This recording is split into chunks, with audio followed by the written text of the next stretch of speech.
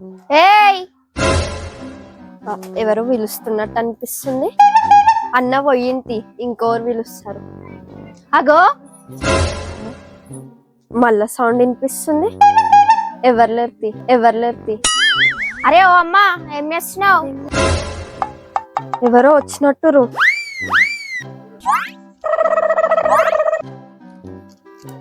కుంకుమ ప్యాకెట్ అయిపోయిందని చెప్పి చూస్తున్నా. అవును, నువ్వు కాలేజ్ పోలే? పొద్దుగాల నుంచి జ్వరం ఉంది, అందుకే పోలే. ఈమెను ఎట్లా పంపించాలి ఇప్పుడు? గీ కుంకుమ ప్యాకెట్ రేపు. సరే.